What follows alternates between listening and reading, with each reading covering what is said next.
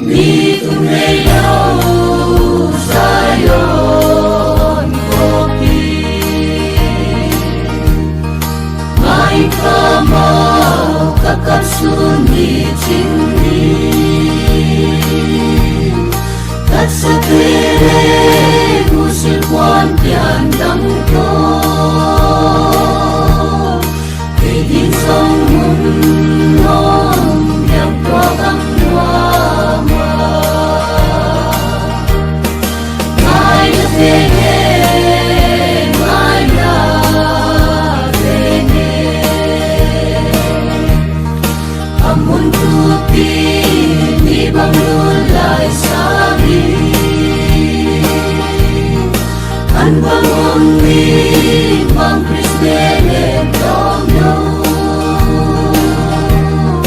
Muna dengar bang dapat nadi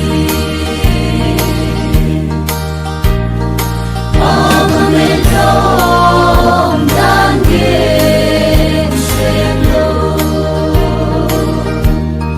Sisa minna om kasaleng nagam Kalau katwa ang magatong seni Sindai palulaw pangong kelingi May nabene, may nabene Amun tupi, ibang lulay sabi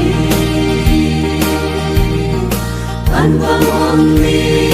Mang Kristene Domno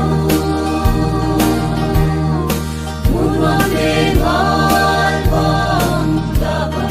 nadi Yung deyon dam palen namun Wan kulaw din kung labing